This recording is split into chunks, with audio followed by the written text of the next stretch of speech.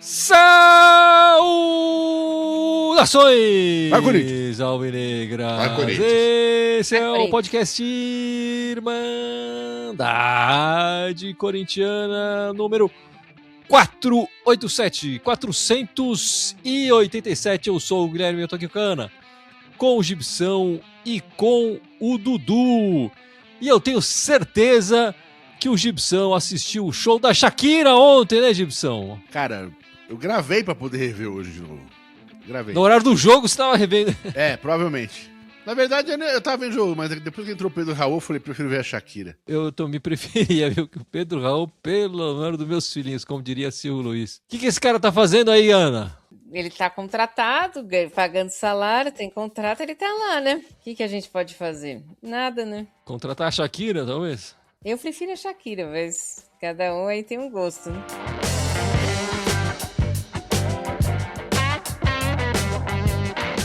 Bom, meus amigos, estamos gravando esse podcast logo depois da derrota, né? Primeira derrota do Diniz aí. 2-1, perdemos pro Mirassol, fora de casa, né? O gol do Corinthians foi marcado pelo Dieguinho. No meio da semana, o Corinthians meteu 2-0 lá no Peñarol, fora o baile, né? Contraste entre os dois jogos, impressionante, né? Esses 2-0, Gustavo Henrique e Lingard. Bom, a gente tá falando agora, logo depois dessa partida, vamos começar falando desse jogo e do Campeonato Brasileiro, para depois a gente entrar na Libertadores e ficar um pouco mais feliz olhando o Corinthians na Libertadores, né? No Brasileiro, voltamos pro Z4, meus camaradas. Tínhamos saído na semana passada e já estamos de volta. 17º lugar, 15 pontos em 14 jogos, 35% de aproveitamento. Um empatezinho hoje tiraria a gente, quer dizer, manteria a gente fora, mas não conseguimos chegar no empate ali. Era uma partida muito fraca contra o Mirassol, sem o André, né, o nosso volante suspenso, sem o Gustavo Henrique acho que fez muita falta nesse jogo. O Vitinho também fora, né, com lesão, foi uma desfalque de última hora aí. E sem o Mateuzinho também suspenso, ainda com aquela história toda das expulsões, né? Mas vamos lá, Ana, o que você achou do jogo? Os corintianos, não sei se você, mas enfim, muitos reclamando aí da penalidade. E no segundo gol lá, uma falta no Garro, na origem do segundo gol deles lá. Primeiro, eu achei que o penal não foi. Eu não vejo toque embaixo, que nem o pessoal tá falando do joelho. Com certeza, pra mim, em cima não teve nada. Pra mim foi lance de jogo. Mas o juiz resolveu marcar pênalti e o VAR não chamou. No segundo lance, eu não vou opinar porque eu não vi. Não vi a falta no início da jogada, não lembro. Então, tenho que rever de novo pra ver o que eu acho, mas não sei. Mas mesmo assim... Desculpa, só pra esclarecer, né? Esse detalhe foi trazido na transmissão da Record. Só a Record que trouxe esse destaque da falta. Quem assistiu pelo Premiere realmente não viu. Não teve essa impressão, ou não foi falado isso durante a transmissão. Mas desculpa, só para esclarecer. Não, tranquilo. Mesmo assim, eu vou tirar essa parte de lado e vou falar mais do Corinthians. Eu acho que o Diniz tentou manter o que deu certo contra o Vasco. Só que contra o Vasco, a grande força do Vasco era na lateral direita. Era ali do lado esquerdo, que era com o Andrés Gomes. Hoje, o Ranieri, colocando ali na lateral direita, ele não marcou praticamente ninguém. E desmontou o meio de campo. Quem estava jogando bem era o Igor Fumiga, que treinou 3 anos no Corinthians, nunca vestiu a camisa, e o Carlos Eduardo. Então, acho que ficou meio esquisito hoje essa colocada do Ranieri na lateral direita. Deu certo contra o Vasco, mas eu acho que, como o Gibson já falou, você tem que também estudar cada tipo de adversário para saber qual é a força do adversário e onde vai marcar. Acho que faltou isso um pouco contra o Mirassol hoje. Acho que se a gente tivesse mantido Pedro Milans, Ranieri no meio, acho que teria tido uma consistência melhor ali no meio de campo e talvez a gente não tivesse levado os gols, né? Acho que fica tosco porque ele coloca o Lingard na esquerda e o lado que não ataca é o lado do Ranieri. Então, se ele tivesse colocado um atacante na direita desde o começo, talvez tivesse compensado isso. Então, acho que hoje muito vai na conta do Diniz, né? Acho que quando voltou para o segundo tempo ele não mudou absolutamente nada. Também não me agradou isso. A primeira substituição que ele fez foi 6 por meia dúzia. E depois, quando ele mudou, trouxe oxigênio novo, é que o Corinthians começou a jogar um pouco mais. Também o Mirassol já estava mais cansado, já estava mais relaxado, baixou um pouco. Assim, pra mim, o Corinthians não aguenta jogar sequências seguidas de dois jogos na semana, né? Eu teria sacrificado o jogo contra o Peñarol. Eu sei que todo mundo vai falar aqui que não, que tem que classificar na Libertadores, eu compreendo, eu sei. Mas eu acho que o jogo do Peñarol não era tão crucial contra o jogo do Mirassol. E eu defendo agora que não vá jogadores para a Colômbia, porque a gente não tá precisando dos 3 pontos. Joga com um time para empatar, ali um time bem meia boquinha ali, para concentrar todo mundo contra o final de semana e sair da zona do rebaixamento. Mesmo faltando 24 rodadas, quanto menos rodadas a gente ficar na zona do rebaixamento, melhor. Só em defesa do Diniz, para ele ter colocado o Ranieri, né? O lateral esquerdo deles, enfim, teve o falecimento da mãe dele, né? O Reinaldo, enfim, que é um jogador que costuma atacar, costuma descer muito bem, e ele saiu da partida, infelizmente, pelo falecimento da mãe dele, né? Não sei, talvez o Diniz tenha ficado sabendo em cima da hora, enfim, que não teria, o Mirassol não teria um jogador importante na esquerda ali, deles, né, na direita nossa, e ele resolveu, talvez por estar treinando assim, manter o esquema que estava sendo falado. Vamos entender melhor agora se ele fala alguma coisa nesse sentido na coletiva, né? Agora, com o jogo já começado, aí eu vou concordar com a Ana. Ele poderia já ter feito alteração no primeiro tempo, talvez, ou no intervalo para corrigir isso, né? Aí colocando o Milans e trazendo o Ranieri de novo por meio. Porque, Dudu, o Alan, na minha opinião, não fez uma boa partida, né, no meio campo, ao contrário também da partida anterior contra o Vasco. Que eu até trouxe aqui. A deslocamento do Ranieri só era possível porque a gente tinha o Alan, mas o Alan hoje não jogou nada, né? Então aí fica complicado pro deixar o Ranieri, que é o nosso melhor marcador, na direita ali, e o nosso meio campo desprotegido. Concordo com você, eu não acho só nem a questão do Alan. Eu acho que o Matheus Pereira também não entrou bem na partida hoje, então a gente ficou com um meio mais fragilizado. Não sei se é tudo culpa do Diniz, obviamente, ou erro do Diniz, mas acho que as funções táticas hoje não deram certo. Além do meio-campo, o Yuri ficou muito isolado, o Bidon não fez uma partida boa, com isso o Garro também caiu um pouco de produção, e o Lingard, que normalmente faz a parte do lado e abre, para, vamos falar assim, o Matheus Bidu avançar mais e pela direita o Mateuzinho, também não conseguiu encaixar. Eu entendo que, na verdade, não é nem pouco essa questão que a Ana falou do Peñarol ou agora do Santa Fé.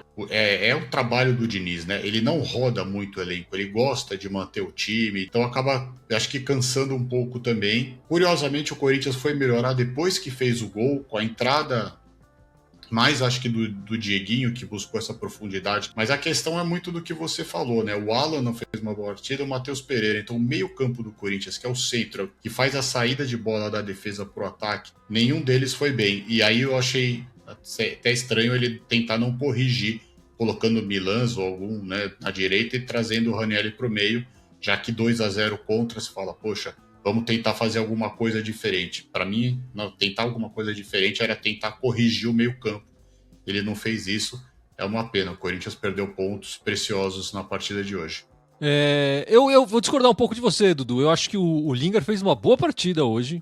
Eu também vi os comentaristas assistindo pelo Premier, né, falando mal do Lingard. Eu acho que as duas melhores chances, tirando o gol, né, que saiu do Dieguinho depois que o inglês saiu, né, mas as dois melhores dois melhores lances do Corinthians saíram do pé do inglês. Aliás, o primeiro lance de perigo do jogo, um passe dele pro Yuri, na cara do gol, e perdeu o gol, o Yuri de novo, né? O Yuri tendo essas chances e não consegue converter. Eram gols que ele fazia com certa facilidade. E ele não tem conseguido fazer esses lances, né? Enfim, e aí era um passe do Lingard. Começando ali o Corinthians 1-0, o jogo seria outro. E depois, no segundo tempo, de novo, um outro lance que o Lingard também deixa o Yuri numa condição não tão boa quanto no primeiro momento, mas enfim, eu acho que quando ele teve o espaço, teve possibilidade, ele conseguiu trazer boas chances para o Corinthians. A questão toda, Gibson, para mim também é essa, né? O Corinthians perdeu o meio. O Alan jogou mal, o Matheus Pereira jogou mal, o Garro jogou mal, o Bidon jogou um pouquinho melhor ali, mas não foi o suficiente, né, Gibson? Olha, pra mim o time inteiro foi mal, assim, com raras exceções. A questão do pênalti, também achei pênalti duvidoso. O segundo gol, pra mim, normal. Mas, independente de pênalti duvidoso, o Corinthians não fez por merecer de ganhar essa partida. Independente de polêmicas de arbitragem à parte. Primeiro que assim, o Mirassol tá com mais vontade, tá com mais gás, tá correndo mais atrás da bola. Segundo que uma coisa que a gente tinha reconquistado, enfim, que a gente tinha perdido há um tempo atrás e recentemente reconquistou, é aquela história do time jogar mais compactado, todo mundo mais perto um do outro. O cara, quando tá com a bola, ele tem 2, 3 opções pra passar a bola. Hoje o time tava inteiro disperso no campo de novo. Aí vem aquele passe ruim, aquele passe que já sai meio rifado, enfim. Então, assim, o time tava ou cansado ou disperso, pode escolher o adjetivo que quiser, e o Mirassol tá mais a fim de jogar. O que me pega foi o fato de eles demorar muito pra mexer no time. Era pra mexer no primeiro tempo já. Aí falta 20 minutos pra acabar, 25 pra acabar a partida, e é que quem entra tem que fazer milagre. E quem entra é o Pedro Raul. Aí, cara, né, tudo complica mais ainda, né?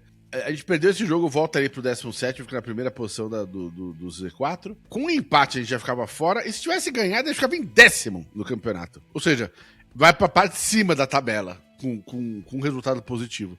Então era um resultado que era muito importante hoje. Ainda mais visto que sim, a gente vai ter clássico na próxima rodada. Foi um erro grotesco o time jogar como jogou hoje e perder esses 3 pontos. Assim, na narrativa do campeonato, né, pensando no decorrer do campeonato, a culpa maior ainda da nossa posição, com certeza, é do Dorival, né? O Diniz fez menos jogos. E claro, o time tinha que estar melhor hoje. Enfim, apesar do Diniz conseguir injetar mais motivação, disposição em campo nas partidas boas, o time ainda oscila, né? Nas partidas ruins, ainda a gente vê um time um pouco interessado no jogo. E hoje eu senti um time mais disperso do que, inclusive, no jogo contra o Vitória, naquele empate, né? Acho que é uma característica que persegue o Corinthians nesses últimos tempos, de quando faz um jogo ruim, é um jogo muito ruim mesmo, né? É uma característica desse elenco, né? Que continua. Nem os Ramons, nem o Dorival. O Diniz está começando agora, vamos ver se ele consegue tirar um pouco mais desse elenco nesse momento, né? Por enquanto ainda não trouxe isso. Aquela coisa de escolher jogo, né? Especialmente com o Dorival, ficou marcado muito isso, escolher jogo. Nos últimos 10 jogos fora de casa do Corinthians, teve um momento que o Corinthians estava melhor fora de casa do que dentro de casa, né? Vocês lembram disso? Agora já não. O Corinthians está com 36% de aproveitamento fora de casa nos últimos 10 jogos. 6 partidas do Dorival e 4 do Diniz, né? 2 vitórias, 5 empates e 3 derrotas. Com o Diniz o time melhorou o aproveitamento na Neoquímica Arena, mas fora de casa ainda não conseguiu trazer o mesmo efeito. Tivemos nesse jogo a volta, Ana, do Alex Santana, que estava escanteado ali com o Dorival, jogou aí alguns minutos com o Diniz, que está tentando reaproveitar o jogador. Enfim, não dá para falar muito do futebol dele, que jogou pouco, né? E já entrou perdendo o jogo. Mas você acha que é uma boa? A gente precisa mesmo de um jogador ali no meio? Mais um jogador ali no meio? Eu acho que sim. Acho que a gente tá com bastante desfalque. Eu não vejo por que não aproveitar o Alex Santana. Não conseguiu emprestá-lo, não conseguiu vendê-lo. Então, eu acho que tem que aproveitar sim. Ele perdeu um gol, né, no final, mas ele pelo menos conseguiu cabecear. O Pedro Raul não consegue nem chegar de cabeça em lugar nenhum. Então, pode ser útil sim e fez bem em reintegrá-lo. Hoje não dá pra avaliar muito 15 minutos, sei lá, 10 minutos, perdendo o jogo. Pessoa totalmente sem ritmo de jogo. Deu pra ver que ele tava sem ritmo de jogo, sim. Mas talvez seja útil mais pra frente ali. Vamos ver, né? Egipção, o Dieguinho, nosso garoto, arriscou um chute ali, sei lá, deve ter sido o segundo chute do gol do Corinthians na partida, enfim. A bola ela desviou 2 vezes e ele conseguiu marcar o nosso gol aí de honra. Teve uma sorte ali na jogada. A jogada dele foi bonita, cortou pra dentro, enfim, fez o certo. Né? Às vezes o jogador tem que contar com a sorte também, acontece. Fez o gol, mas o time sempre pensou, vai tacar fogo na partida agora. Né? E não atacou. Então, é muito pouco, né? Assim, é legal, pô. Fico feliz pelo Dieguinho ter feito o gol. Mas é muito pouco para um time em 90 minutos. Na verdade, quase 100, se for contar os acréscimos, né? Fazer o que o Corinthians fez hoje. E Dudu, aí, acho que foi a primeira vez com o Dorival que o Gustavo Henrique não jogou, né? Foi a primeira vez? Agora, enfim, não tenho certeza. Mas, enfim, o Gustavo Henrique era o desfalque, entrou o André Ramalho. Deu saudade do Gustavo Henrique, né? A gente sente muita falta dele, até pela liderança e pelas jogadas aéreas. Senti falta, ele estava fora por causa do cartão amarelo. Acabamos tomando um gol, né, de bola aérea. Enfim, se fosse ele lá, porque provavelmente ele estaria cobrindo lá o setor do atacante lá, ele iria ganhar aquela bola de cabeça lá. O pessoal até brincou, né, ele tirou carta até de caminhão, então já foi nosso goleiro. Então ele é um zagueiro multiuso lá, que o Corinthians precisar. Se precisar levar o elenco para algum estádio, tem até o Gustavo Henrique lá de motorista. Mas que ele possa voltar a fazer os bons jogos aí nessas 2 próximas partidas, porque com certeza ele volta como titular. Acho que um pouco do que a Ana falou aí, dependendo dos que vão ser poupados ou não contra o Santa Fé, se é que vão ser poupados. Como ele não jogou hoje, ele vai para os próximos 2 jogos sem dúvida nenhuma. Enfim, não dá pra deixar de falar da presença do bonecão de posto ali, né? O Pedro Raul, meus amigos, é melhor não colocar ele, né? Qualquer um é melhor que o Pedro Raul. Esse é que é o negócio, né? A gente falou do Gustavo Henrique agora. É melhor colocar o Gustavo Henrique... Não, hoje não podia, né? É melhor botar o Gustavo Henrique na frente do que o Pedro Raul. É melhor botar o Alex Santana na frente do que o Pedro Raul. É melhor botar o Hugo Souza na frente, que foi lá e ganhou umas bolas, do que o Pedro Raul. Assim, pra que serve o Pedro Raul? Alguém me explica? Por que ele entra tanto? Por que ele ganha tanta minutagem? Vocês têm a resposta pra mim? Eu não tenho, e o problema é que daqui a pouco ele faz 12 jogos, não pode nem ser vendido mais, né? Tomar cuidado com isso também, mas... Enfim, aí é o Diniz que tem que responder. Não, e não só o Diniz, né? O Dorival também insistia nele. Esse cara deve ter um puta relacionamento bom pra caralho com o técnico, não é possível, velho. Ou no treino ele vai lá, é o jogador do Schrödinger, no treino ele vai lá e joga pra caralho e numa partida não consegue... Nada justifica entrar com esse cara. Nada, absolutamente nada. Neneca fez mais que ele ali. Na próxima partida vamos botar o Neneca no ataque e põe o Kaique no gol. Cauê, não. É, o Cauê. Ana, tinha no banco o Nicolas, né? O nosso centroavante da base. Não era melhor botar ele do que o Pedro Raul? Primeira vez que o garoto tava... Eu tô preferindo ele do que o Pedro Raul. Né? Tinha o Guinegão também, tava voltando. Tinha o Guinegão. Eu não sei. Eu acho que todo mundo tem aquela sensação de que, tipo, uma hora uma bola vai sobrar ali no meio, ele vai cabecear, porque é um centroavantão, tá ali no meio. Eu acho que é essa justificativa, não tenho outra justificativa pra te dar. É o desespero de uma bola na área ali, e vai sobrar e ele vai fazer. Mas isso não aconteceu com o Dorival, não vai acontecer com o Diniz. Não consigo entender muito bem também porque que colocam. Mas tinha outras opções, não como um centroavantão ali, grandão. Eu não conheço o Nicolas direito, mas acho que o Guinegão podia ter feito a mesma coisa que o Pedro Raul fez. Só que não adianta a gente ficar falando, eles colocam mesmo, né? Bom, vamos falar de coisa boa, meus amigos. Vamos falar da Libertadores. Porque da Libertadores ganhamos no meio da semana, 2-0. Fora o show, né? Tava pra ter sido mais. Gol do Gustavo Henrique e do Lingard, né? Hoje o Corinthians tem a melhor campanha na Libertadores, 9 pontos ganhos. Tem um argentino empatado, né, com 9 pontos, o Rivadavia, como é que chama? Rivadavia, que também tem 9 pontos, mas um saldo... Rivadavia.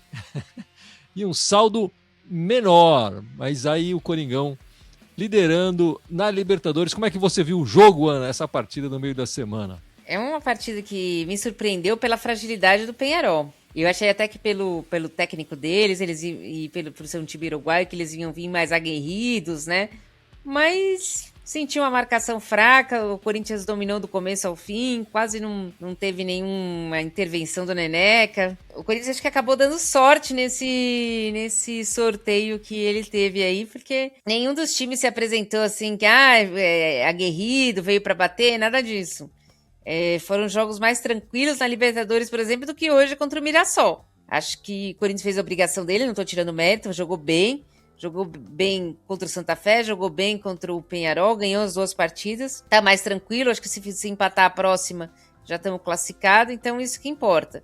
Porque também a gente já pegou muito time que era ruim e não conseguiu fazer a nossa parte, né? Então não estou tirando mérito do Corinthians, acho que jogou bem, mas me estranhei um pouco dessa fragilidade do Peñarol aí. E você, Dudu, como é que viu o jogo da Libertadores? O Lingard marcou o gol, né? E ele foi o primeiro inglês na história da Libertadores a marcar um gol na competição. O Corinthians jogou muito bem, como a Ana falou, na Libertadores. Vinha de um momento bom, né? Se impôs, acabou fazendo 2 gols rápidos, né? Teve até chance depois de fazer mais, mas pelo menos a gente conseguiu os 100% por enquanto, né? 3 jogos, 3 vitórias. Dá uma tranquilidade aí na questão para o grupo, porque o próprio grupo também vem ajudando, né? Muito empate, ninguém dava muita bola para o Platense, acabou ganhando 2 jogos, só perdeu para nós. E agora inverte a situação, né? O Corinthians joga quarta-feira Santa Fé e Platense e Peñarol se enfrentam na quinta-feira. Então eles vão jogar sabendo já o resultado. Eu até gostei do que a Ana falou e achei interessante. Ainda bem, né, que esses times não vieram tanto para bater, para catimbar, porque aí o Corinthians iria cair. O Corinthians adora cair nessas manhas dos outros times. A gente precisa pontuar para conquistar o maior número de pontos e depois ver a classificação geral, o que vai ser feito aí, para a gente também poder decidir em casa. Gibson, o Estatísticas Corinthians trouxe essa, né? A terceira vez na história que o Corinthians vence os 3 primeiros jogos da Libertadores. As 2 outras vezes foram em 2003 e 2015, né? Mas a gente ganhou mesmo em 2012, né? Exatamente, Então. exatamente. Às vezes não é necessariamente ganhar os 3 indica, mas claro que é bom, enfim. Né? O que choca é o desequilíbrio entre as duas competições, né? Tá na zona de rebaixamento brasileiro e tá invicto na Libertadores, enfim. Não faz muito sentido. Agora, esse jogo aí de quarta-feira eu seguraria um pouco a onda, porque a gente tá precisando no fim de semana resolver umas coisinhas no brasileiro. Então eu concordo com o que a Ana falou agora há pouco. Tem que dar uma seguradinha. Joga um time misto ali, pelo menos no começo da partida, para ver o que acontece. O Santa Fé também aparentemente não tá oferecendo tanta resistência assim. E vamos ver o que acontece. Vamos falar já dessa partida, Gibson. Pensando na classificação da Libertadores, né, que já está encaminhada, assim, e só esse detalhe, né, que esse ano mudou o critério de desempate, né? Antes era saldo de gols primeiro, agora vem o confronto direto para desempatar.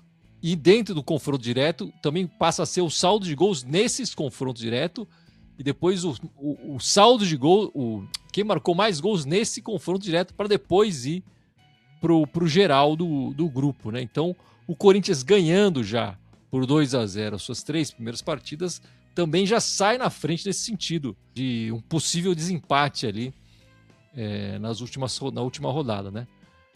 Mas, enfim, vamos ficar de olho, que isso é pra gente pensar um pouco mais pra frente. Nesse jogo contra o Peñarol, o Corinthians completou 7 jogos sem levar gol, né? Aí depois levou agora contra o Mirassol, mas a última vez que o Corinthians ficou 7 jogos sem levar gol foi em 2014 com o Mano Menezes, né? E eram jogos do Brasileiro, da Copa do Brasil e do Paulista, né? Tinha o Paulista aí no meio, quando em 2014, enfim, depois o calendário foi mudando.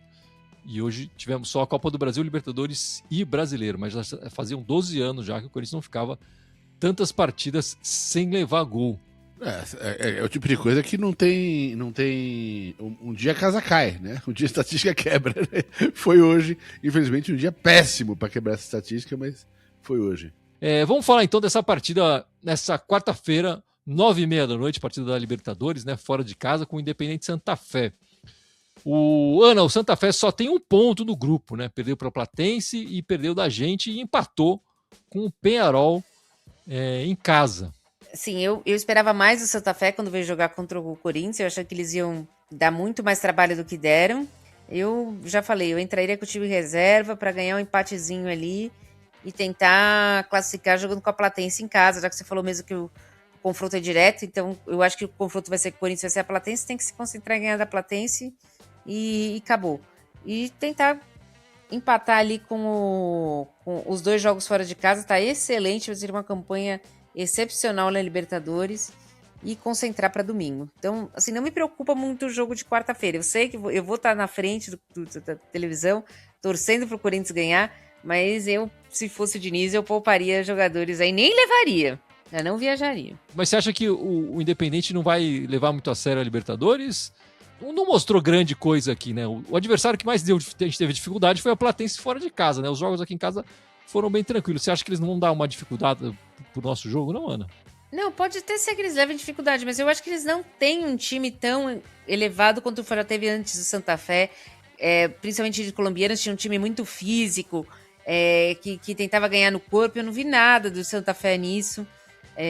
Acho que pode até complicar jogando em casa, tem todo o aspecto emocional, mas acho que eles não conseguem elevar tanto o jogo assim para criar dificuldade. Pode ser que a gente perca com o time reserva.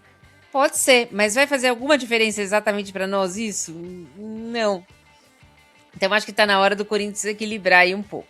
Eu não sei, talvez o ânimo, né, dos jogadores com 2 derrotas seguidas, enfim. Não sei.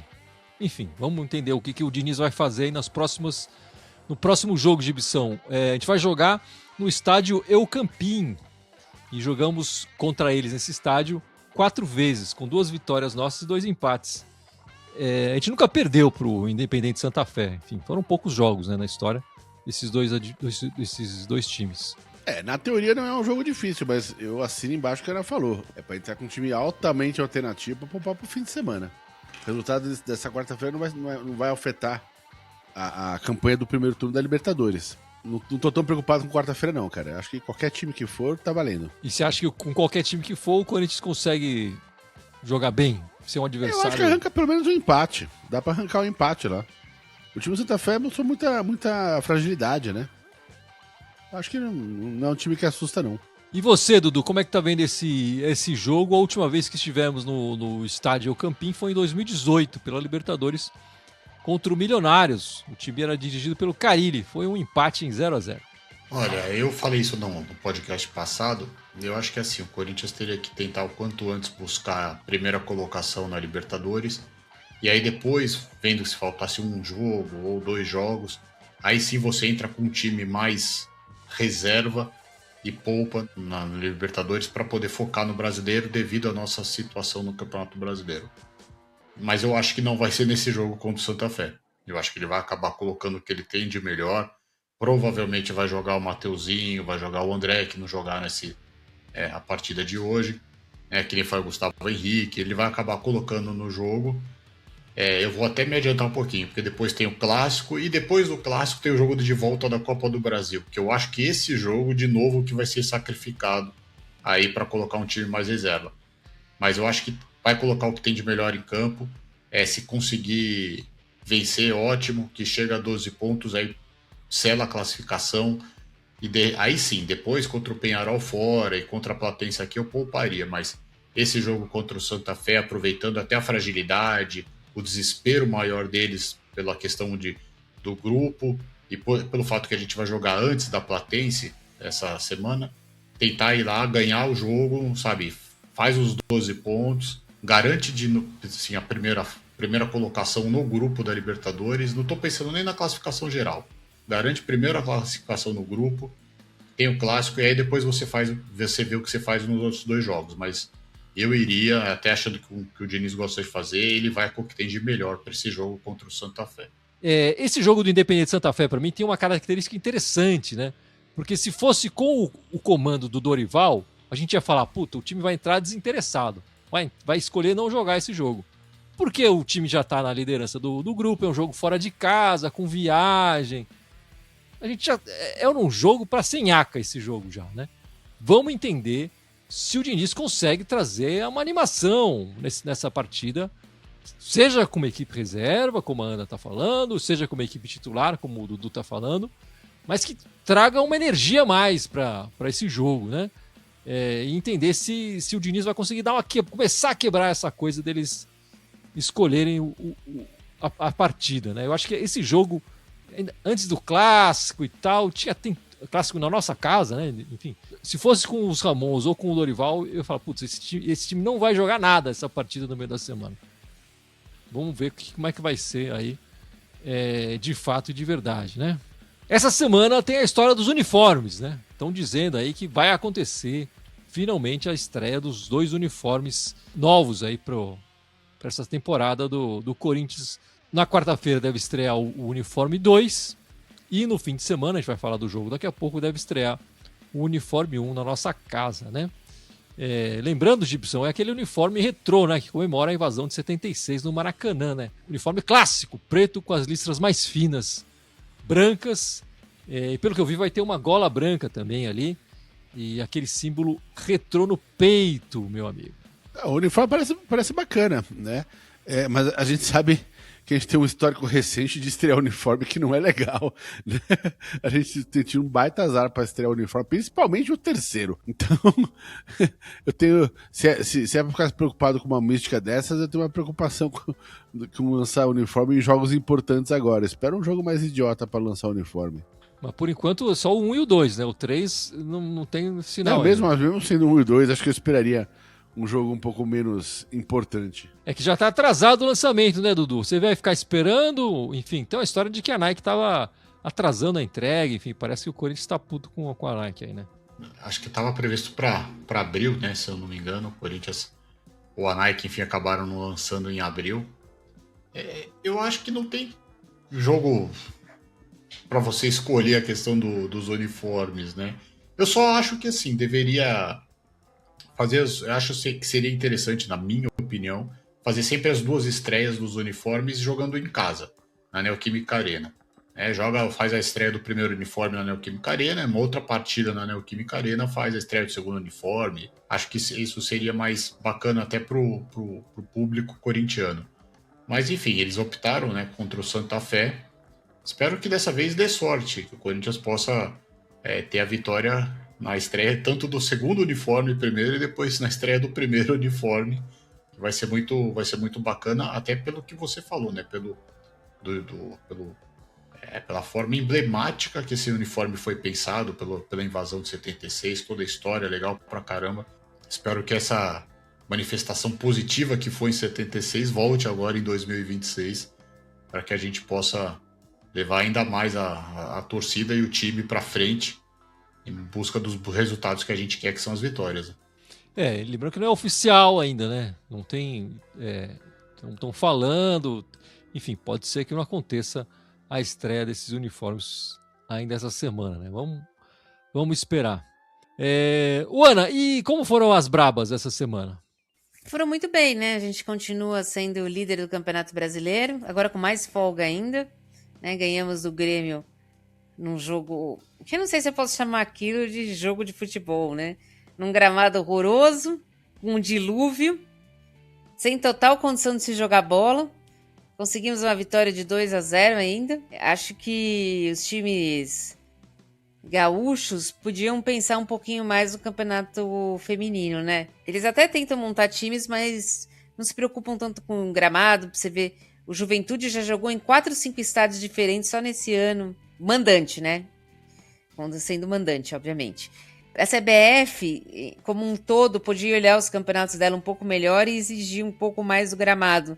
Não só o número de pessoas que cabem no entorno, né? Que não pode jogar aqui porque não cabe tantas pessoas, mas tinham que exigir um gramado melhor. No jogo do Corinthians foi a goleira do Grêmio que se machucou, porque pisou ali numa ondulação dentro do gol, né? E rompeu os ligamentos do tornozelo. Mas poderia ter sido outra jogadora do Corinthians. As jogadoras também merecem respeito e jogar em estádios que tenham mínimas condições de jogo, assim. Não precisa ser um estádio de 50 mil pessoas, 60 mil pessoas, que a gente sabe que o futebol feminino não leva tudo isso de público. Mas um estádio que tem um gramado adequado já seria muito mais fácil, né? Então, o Corinthians continua líder, abriu em relação ao segundo colocado, e essa semana faz um jogo na quinta-feira, quinta ou sexta, dia 7, contra o time da Vila Sônia, e depois na segunda joga contra o time da Vila Sônia pelo Campeonato Brasileiro, na quinta pelo Paulista, na segunda pelo Campeonato Brasileiro. É um jogo que se o Corinthians ganhar no Brasileiro, abre mais ainda e praticamente já vai definindo aí a primeira posição do Corinthians. E o jogo na quinta-feira, né? 2 vezes então contra o time do Jardim Leonor, na quinta-feira, 9h30 da noite, né? Os dois jogos são nas 9h30 da noite. Transmissão do Sport TV, esse jogo de quinta-feira. Não sei aí do Paulista se vai ser também. Acho que os dois. Curioso, né? 2 vezes seguidas. E os dois com o mando do Corinthians, né? Os dois com o mando do Corinthians.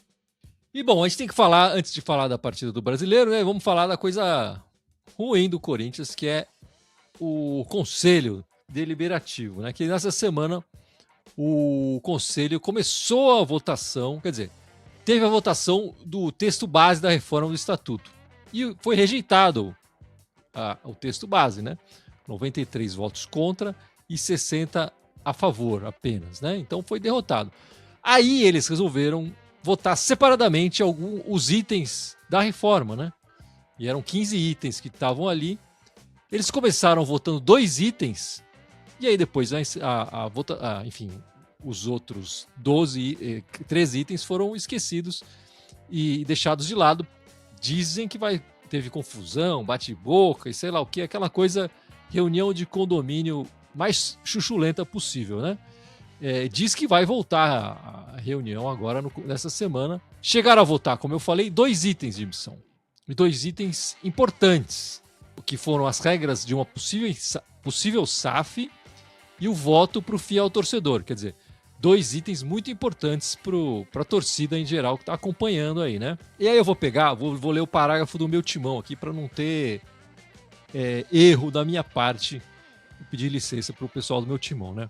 O primeiro destaque a ser votado dizia que as regras para as sociedades empresariais, as SAFs, tinham 2 opções. A primeira opção era determinando 51% das ações e 10% da receita para o Corinthians. Então, nessa primeira opção, 51% das ações ficariam com o clube e 10% das receitas ficariam com o clube. Obrigatoriamente, o mínimo, né?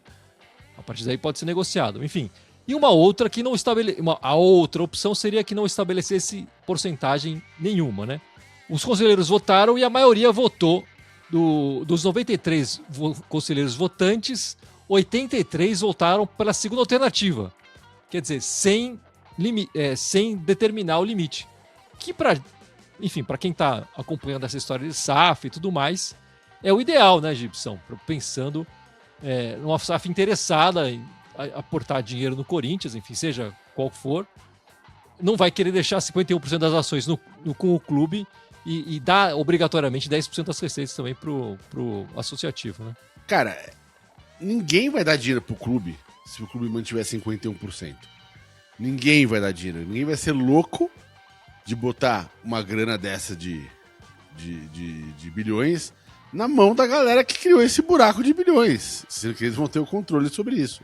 Ninguém. Então, ainda bem que não aprovaram essa regra de 51%, porque seria patético. Já é um bom começo. Eu, honestamente, estava achando que eles iam aprovar esse negócio de 51% e 10% da receita. Mas, pelo menos, eles escaparam dessa, enfim, e aprovaram o item certo. Vamos ver como é que vai ficar essa história, enfim, mais enrolada é impossível. O segundo item, Ana, fazia referência ao voto do fiel torcedor, né, como eu tinha comentado. E aí também tinham 2 opções. A primeira opção concedia direito... acho que tem 3 opções, na verdade. Tem 3 opções. A primeira concedia direito apenas em 2030, mediante a contribuição. Então o fiel torcedor teria que... Era aquela coisa de ter um plano para o fiel torcedor votante, né? A segunda opção antecipava esse direito para esse ano e aproveitando os últimos 4 anos de inscrição dos associados no fiel torcedor. Então quem está há 4 anos no fiel torcedor, em dia e tudo mais, poderia votar, né? E uma terceira opção era não vai ter essa história de fiel torcedor votando, né? Isso foi aprovado dos 90 conselheiros votantes, 79 escolheram a segunda opção. Quer dizer, com a possibilidade do fiel torcedor votar já na eleição esse ano. 9 votaram pela primeira opção, quer dizer, só em 2030, e 2 votaram na terceira opção, que seria nunca o fiel torcedor vai poder votar. Portanto, a maioria votou para o voto do fiel torcedor esse ano, a ver, né, se isso vai acontecer e de que maneira vai acontecer. Eu fiquei surpresa, eu achei que não ia passar isso aí não, porque eles não iam querer abrir mão, porque talvez eu não tenha ideia de quantos fiéis torcedores estão há mais de 4 anos, mas abre uma possibilidade de tirar o pleito da mão deles, né? Porque dependendo da quantidade de número de votos que vai ser injetado na presidência do Corinthians, você pode mudar o resultado final. Então, me surpreendeu. Eles devem ter essa informação de quantos fiéis torcedores vão poder votar, mas mesmo assim, acho que já é uma vitória pro corintiano, porque pelo menos se existe essa possibilidade daqui, por exemplo, quem quiser agora, daqui 4 anos vai poder votar para presidente do Corinthians, né? Então, acho que isso foi uma vitória, espero não estar enganada, mas realmente me surpreendeu bastante. A ver, né, Dudu, se isso vai de fato acontecer, se não vai acontecer, se essa reunião vai ter validade ou não vai ter, porque ela foi interrompida depois da votação desse segundo item. Não votaram mais nada, eu nem sei quais eram. Enfim, no meu timão, no site, você encontra os outros itens lá. Eu não tenho aqui na minha lista. E vamos ver se ela vai ser retomada essa semana e como vai ser, né? Se vão votar de novo esses itens, se não vão, enfim. O que vai acontecer, né, Dudu? É verdade. O maior receio é votar de novo esses itens, eu acho. Mas, de qualquer forma, quem sai perdendo, apesar das votações terem sido favoráveis para o Corinthians, né? o clube sai perdendo, o Corinthians sai perdendo mais uma vez, porque é mais um dia que a gente fala que deixa de acontecer alguma coisa, é mais uma semana que deixa de acontecer alguma coisa, a dívida continua aumentando. Vamos torcer, né, Gui? Gostaria muito, né? Nós estamos já na segunda-feira hoje, aqui, 4 de maio, falando. Gostaria muito que na própria segunda-feira, daqui a algumas horas, quando a gente parar aqui, a gente já tivesse uma posição para saber se isso aí vai continuar, se isso aí tá válido. E a gente nem sabe se esse tumulto ali depois também não foi, né, causado proposital para evitar o restante da votação. Mas vamos esperar essa semana que tenha uma definição para que a gente possa comentar semana que vem isso aí, Gui. Bom, vamos falar então do jogo pelo Brasileiro, domingo, 6h30 na Neoquímica Arena, transmissão da Amazon Prime. Ana, o Corinthians esse mês de maio vai fazer uma maratona, né? São 9 jogos nesse mês, já foi um, restam 8, são 4 pelo Brasileiro, 3 pela Libertadores e 1 pela Copa do Brasil. Aí vem a parada em junho, né? Para convocação e tudo mais, para preparação para a Copa do Mundo, né? E o Corinthians volta só no 22 de julho. Então esse é o último mês de futebol nesse semestre. E aí já temos um jogo clássico aí contra o Jardim Leonor. Não vai ter o André e não vai ter o Alan também, que levou o terceiro. O Mateuzinho acho que pode voltar, né? Já joga, né? Pode voltar. Enfim, como é que você está vendo esse jogo aí do Coringão? Algum nosso espectador disse que era o jogo da vida de quarta-feira. Para mim, o jogo da vida é domingo. Eu acho que domingo a gente tem que ganhar. Não pode deixar eles nos afundarem mais na zona do rebaixamento. É em casa. Para mim, é o que você falou. Vai ter uma maratona? Vai. Mas os jogos de meio de semana tem que ser jogado de lado e colocar o jogo do brasileiro como prioridade absoluta e tentar fazer os mais pontos possíveis nesse mês para ir para a parada da Copa sem estar perto da zona do rebaixamento. Para mim, essa é a prioridade maior, mesmo que não fique em primeiro lugar da Libertadores, mesmo que não fique em primeiro lugar geral, que eu nem gosto de primeiro lugar geral da Libertadores, que é sempre o primeiro a cair. Eu acho que tem que focar no brasileiro e para mim é isso. E você, Dudu, como é que tá vendo aí esse jogo? O time deles, né, tá fazendo um brasileiro muito mais interessante que o nosso. É o quarto colocado, né? E apesar disso, a torcida tá pegando o pé do treinador deles lá. Eu acho que isso joga a nosso favor. Eles vão jogar também no meio de semana, fora do país, pela Sul-Americana. Mas do jeito que eles estão lá, hoje eles tiveram... O jogador deles lá, o Lucas, voltou e teve uma lesão séria de novo, então tá fora. Mas acho que o Corinthians tem que aproveitar essa situação, independente do que aconteça no jogo de quarta-feira do Corinthians. O Corinthians jogando bem, indo para cima, fazendo acho que uns 2-0 assim. Por incrível que pareça, nós estamos com menos pontos que eles, mas aí a crise total transfere, vai para eles. E o Corinthians sai dessa aí, ganha um respiro. E eu acho que vai com o time titular na quarta-feira, independente do que aconteça lá, mas tem que ir sim para cima, tem que jogar bem, tem que dar espetáculo, tem que ganhar, no domingo. E Gibson, no Paulista esse ano, jogamos na nossa casa contra eles, né? O Paulista tem essa coisa de, às vezes, ter uma partida só, enfim. Na nossa casa empatamos 1-1. O gol foi do Bidon. Um passe do Pedro Raul, olha só. Passe do Pedro Raul ali no final do jogo. No Brasileiro 2025, o jogo na nossa casa, né? Ganhamos de 3-1 lá. Foi aquele jogo que o Memphis marcou aquele golaço com uma caneta. Enfim, foi 3-1, duas vezes o Yuri Alberto e uma vez o Memphis marcando um golaço. Apesar desse empate no primeiro no Brasileiro, né? Paulista. Paulista, né? E a posição deles no campeonato, eles tiveram um começo atípico no campeonato. Eles saíram lá na frente, mas depois despencaram. E eles estão, apesar de terem tido alguns bons resultados, eles estão oscilando bastante nessas últimas semanas. Oscilando bastante, assim.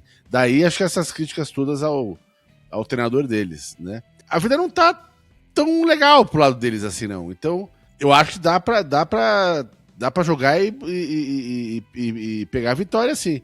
Né? Dá pra ter um resultado melhor do que no Paulista. Não, eu também acho. A gente só precisa tomar cuidado com o tal de Tapia lá que marcou na gente nos dois últimos confrontos, né? Eu tô muito com o Dudu nessa. Eu acho que o Corinthians tem que jogar o time titular mesmo na quarta e no domingo.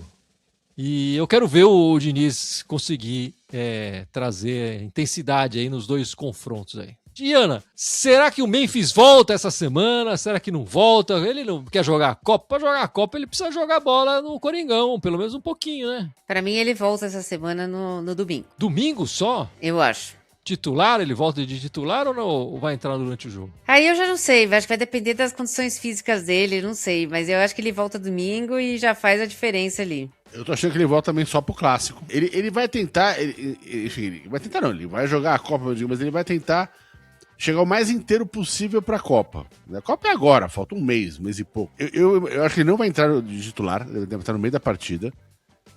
Jogar no máximo aí 45 minutos. Ele tem que fazer essa escadinha pra chegar até a Copa, inteiro, fisicamente, né?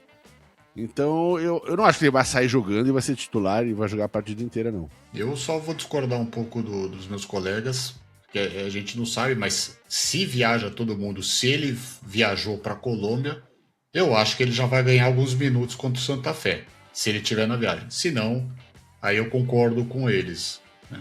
Eu acho vai que ser um bom indicativo banco, ver se ele tá lá ou se ele não tá lá na viagem. Boa, também pode ser. E aí ele entra no segundo tempo no clássico. Mas se ele viajar, eu acho que ele entra no jogo. Acho que ele também entra no segundo tempo no jogo contra o Santa Fé. Mas vai ser importante. Acho que ele vai voltar com vontade. Tá precisando. O próprio técnico da Holanda lá falou: olha, você precisa, para ser convocado, você precisa estar jogando. Então, acho que o maior interessado nisso é ele voltar o quanto antes. E quem ganha é o Diniz, quem ganha é o Corinthians. Ele é um jogador importante para nós. Pensando que o Memphis está olhando o Diniz treinar e o time jogar, acho que ele deve estar com muita vontade de colocar o pezinho dele nesse time, né? A exceção aí do jogo contra o Vitória, e hoje o time mostrou muita vontade, muita garra, muito empenho. E o Memphis normalmente cobra isso do elenco do Corinthians, né? Eu imagino que ele deve estar com muita vontade de experimentar o treinador Diniz com ele em campo, né?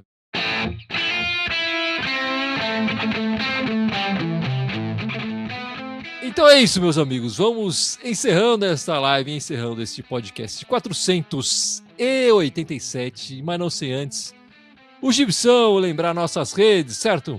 Bora, vamos lá. Estamos aqui no YouTube, mas temos também o Instagram, Facebook, o Twitter, XOX, como você preferir. SoundCloud, iTunes, Deezer, Spotify, TikTok e Blue Sky. Todos eles mandarem continuar com TH. Pelo amor de Deus, escrevam certo. Só no Blue Sky, no Twitter, /x/x, querem mandar de timão. Dudu, na semana que vem estaremos de volta. 9 horas da noite. Corinthians joga 6h30 no domingo.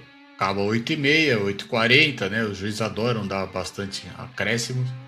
Contamos com vocês no próximo domingo, que é domingo, Dia das Mães, às 9 horas da noite, para falar aí da semana do Coringão. Iana, veremos novamente o Pedro Raul em campo essa semana ou seremos poupados do bonecão de posto? Eu acho que veremos. E ele vai deslanchar, não? Não, já quer demais. Você falou, você vai ver, nós vamos ver. A gente vai sofrer com ele em campo, então é isso. Exato. É isso então, meus amigos. Esperamos vocês na semana que vem. Muito obrigado e vai, Corinthians! Vai, Corinthians! Vai, Corinthians! Vai, Corinthians!